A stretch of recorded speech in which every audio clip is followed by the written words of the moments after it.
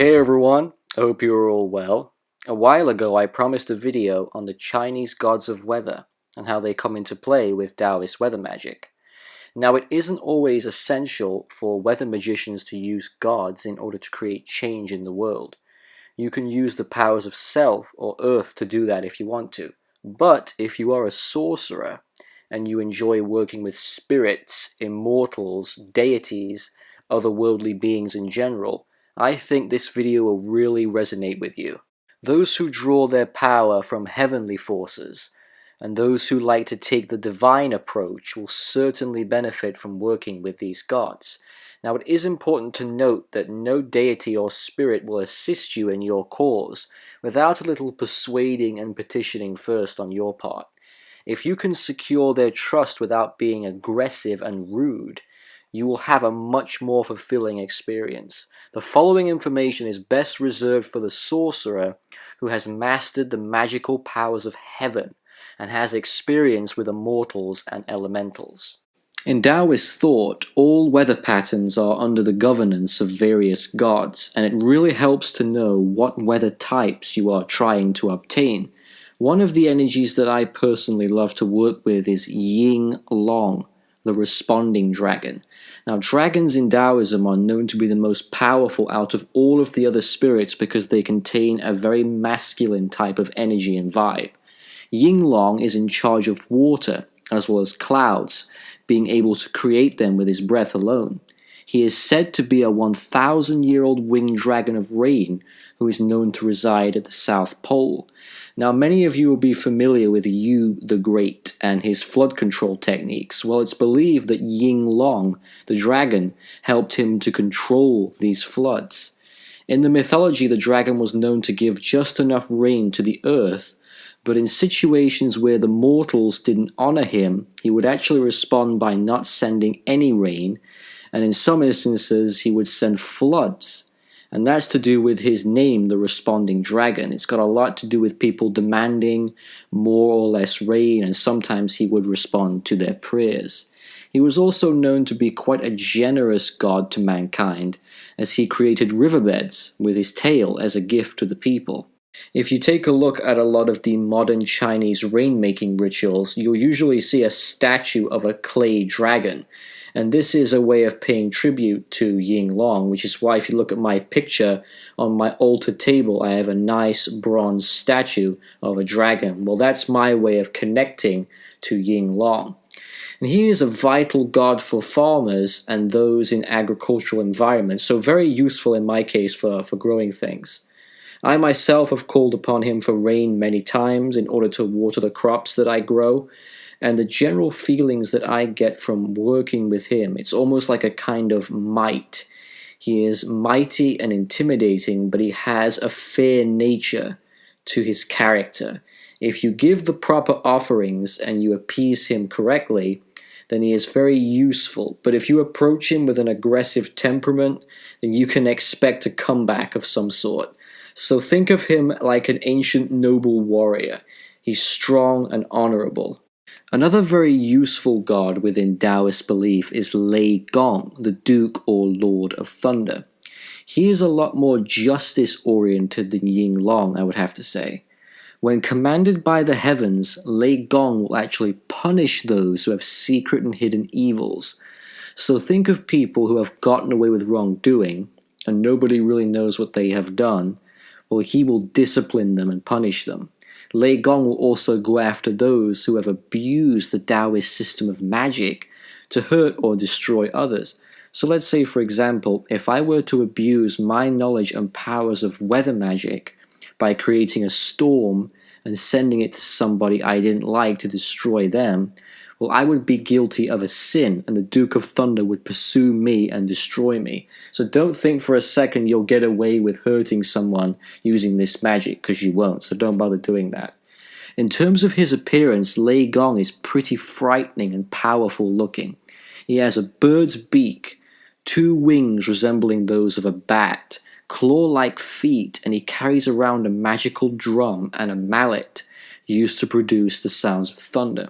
He is also known to hold a chisel, which he destroys those who basically commit wrongdoing with. Like I said, very justice-based. Now, there do exist shrines and temples dedicated to him across the Far East, but they are not very common at all. It's quite rare to see one, really. But some Taoists still pray to him, not just because of weather, but in hopes of actually getting revenge on their enemies. So you could pray to Lei Gong to strike your opponents, but as many of you will know, if you've been a regular viewer of mine, you'll know that I do not advocate any vengeful type of magic. Also, getting a statue of Lei Gong is incredibly difficult and expensive. They are very rare and hard to find, so if you do happen to come across one, you're very lucky, so please get it, don't waste the opportunity. Now, the mythology of Lei Gong says he started off as immortal. He came across a peach tree that had come from heaven during the struggle between the fox demon and one of the celestial masters. He took a bite out of the peach and suddenly he grew wings and became a god. This is why on my outdoor altar of the 7 stars, as you can see in the picture here, I have a fruit bowl on the main table area, and I always make sure there is at least one peach in there. It's basically my way of paying homage to the legend, to the myth. After he had transformed, he received a mace and a hammer that could create thunder. Now here is something you should be aware of as well. Lei Gong is known as a very prudent deity. He is not fond of any sexual behavior, or households where sex is taking place, so keep that in mind if you want to work with him. He has several assistants who help him with other types of weather magic as well. You have Dion Mu, the mother of lightning. She is actually the wife of Lei Gong. She uses these small handheld silver mirrors that reflect and flash lightning bolts across the skies. This is very important if you want the thunder and lightning mix for your ritual. There's also Yun Tong, known as Cloud Youth. Another fairly obscure deity, he whips up clouds using his divine whips. Then there is Yu Zi, the Rain Master, great for summoning heavy rains by dipping his sword into a magical pot. And lastly, out of the assistants, there is Feng Bo, who was known as the Earl of Wind, before he was later transformed into Feng Popo or Madame Wind. And the clue is in the name, of course. Feng is the Chinese word for wind. So with this one, it's all about creating intense, strong gale force winds, which are brought about when he opens his divine goatskin bag. Now I want to talk about these in a bit more detail because most sorcerers who enjoy working with gods and goddesses might not know them. With the Mother of Lightning, Dion Mu, she is depicted as a loving and kind goddess with a very tasteful and elegant appearance.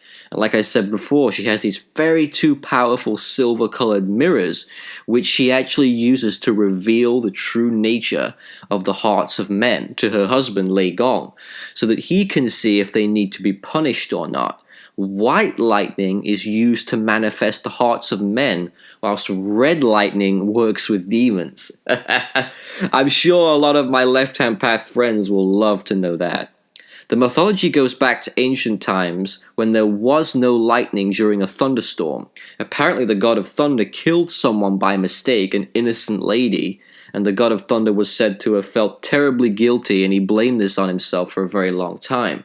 At some point he told the Jade Emperor about this incident, and the Emperor decided to grant the woman the title of Goddess of Lightning, and from this point onwards both the God of Thunder and the Goddess of Lightning joined forces and worked together to defeat entities and bring justice to mortal criminals. The reason why she uses the silver mirrors is to see the nature of people, to make sure she isn't punishing the wrong person. If it turns out to be an evildoer, then the God of Thunder will take over and do his part. Ever wondered why you always see the sudden flash of lightning before you hear the actual thunder itself? That's why. It's the two deities working together. Whenever you hear the thunder, it's someone wicked getting what they deserve. This is really another reason why I don't bother with curses or baneful magic against other people unless I'm really getting attacked and backed into a corner. Because most of the time within this tradition, you can leave it up to the many gods and goddesses and simply let the universe take care of it for you. Now, like most married couples, these two tend to argue at times, and thunderstorms often represent this for Taoists. If I wanted to work with them, I would first need to create a petition and set up a special thunder altar and jointly make sacrifices to them. From the research that I've done, the worship of the goddess of lightning goes back to the Song dynasty. So, moving on to Madame Wind, the ruler of all storms. I like this one. This goddess of wind is depicted riding on the back of a fearsome tiger through clouds and vapor. She carries with her a big goatskin pouch or sack, which she opens and closes to release the powers of the wind. Which is why in some Taoist traditions, I've seen this as well, and I've actually done this, when you're working with wind and air, you'll sometimes see the magician holding a bag, releasing it, opening up, trying to capture the winds. A yang wind is beneficial and healthy, whilst a yin wind can be destructive and dangerous. Knowing the energy of wind is essential if you are trying to change and control it. Now another wind god who also uses a bag is Fei Lian, otherwise known as Shi Feng. This one is a bit of a troublesome deity, I must say. I've only called for his assistance twice. The first time I wanted to bring forth wind, and he brought it much later than I had asked. The second time, when I wanted to do the same ritual, but with more of a gentle weak wind, more of a breeze, he responded by giving me a gale force wind. Now this was a long time ago, but what actually happened was he partially destroyed some of my outdoor altar. The wooden banister was hanging off at the end of the ritual, which I was very upset about. Now at that time, I was more of a novice, so perhaps I might have missed a step somewhere, but now that I know for sure that he has this troublesome reputation, I tend to think that perhaps he has a mischievous personality, and I like to work with spirits that I can trust, so my experience with him is limited compared to the others. It's not just gods that you can work with either, there are also nature spirits, elementals, rock entities with no names and unknown stories who live in rural locations. You have caves, mountains, forests, and all of those spirits live within those places. Within Taoist tradition, there are beings known as mountain demons. Now, these entities are not always friendly. Some of them can be very harmful and evil, but others can actually assist you in your magical endeavors. These mountain demons often take a humanoid appearance. Some are said to be about 9 feet tall, and in China there are stories where these demons would set fire to people's secluded homes and cause famine and starvation in the communities. I'll tell you a story I've got at another time where I've encountered one of these mountain demons. True story. But if the spirit is good, if you've got a good spirit living near you, a good nature spirit, then it helps to involve them with your weather magic. I'm on really good terms with most of the local spirits of this area. I respect them because they have been here much longer than I have. I recommend that you go to your local woods or park and you try to get in contact with them, but do not do so if you don't have any magical experience. Only do so if you feel confident around unknown entities. Now, this particular deity that I'm about to mention isn't one that is exclusive only to weather or nature, but since he does have a very strong connection to Taoist weather magic, I feel it is only fair to mention him. Zhuge Liang, of course, my master, courtesy name Gong Ming. He is very well known in China. Many Taoists still worship him and honor him to this day, and I always have a bronze statue on my altar to help me become closer to him in weather-related workings.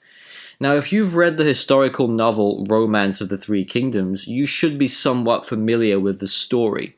Zhuge Liang performed weather magic to change the direction of the winds from northwest to southeast during the Battle of the Red Cliffs, otherwise known as Qi, so that a fire attack on Cao Cao's naval fleet of ships would be successful. The battle was between the allied forces of Wu and Shu Han versus Wei.